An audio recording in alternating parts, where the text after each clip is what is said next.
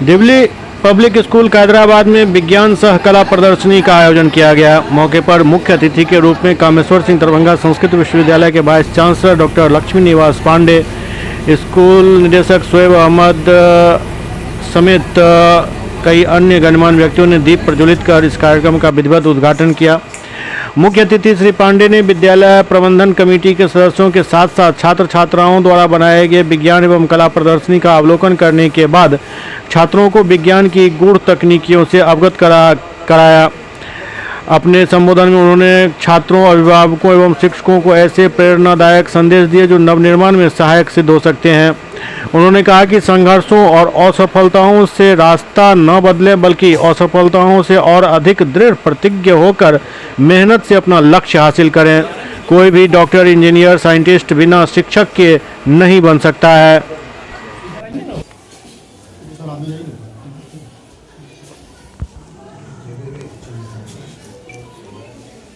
नीचे करो तो थोड़ा।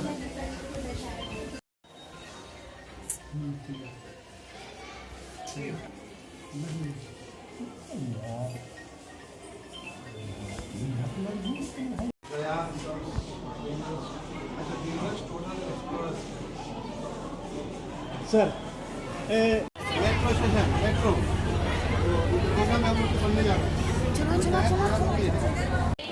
with which 50% of world's total Prithvi meaning Earth associated with what is the man and the terrestrial world. This part of the model shows formation of and core named as geothermal energy power plant. So first of all know this. So the heat that comes out of the core, it heats up the steam is generated and turbines, which is again supplied to the buildings. And also it may produce electricity 24 hours a day and 7 days a week, in short for airport till the earth. चलिए ना करवा देते हैं।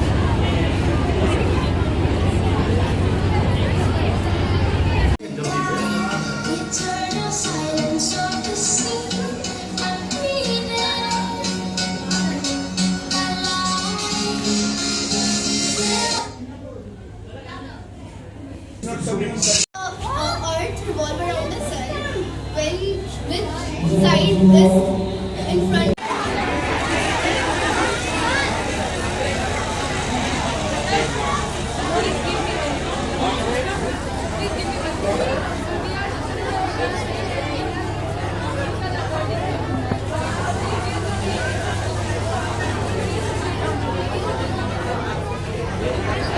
छोटे छोटे बच्चे जो है अपना आर्ट्स के, साइंस के सब एग्जिबिट बनाए हुए हैं और इसमें इनकी कला, इनकी प्रतिभा सब निखरती हुई दिख रही है। और यही सर्जनात्मकता, क्रिएटिविटी जो है इनको आगे जो है और अच्छे कुछ नई चीज़ों को जो है आविष्कार करने के लिए भी प्रेरित करती है। और मैं अभिनंदन करता हूँ यहाँ दिल्ली पब्लिक स्कूल के जो है जितने भी जो है मैनेजमेंट के लोग हैं, शोएब आलम साहब जी हैं और यहाँ के प्रिंसिपल, वाइस प्रिंसिपल, मैनेजमेंट सबको, कि उन्होंने एक अच्छा अवसर प्रदान किया छात्रों को।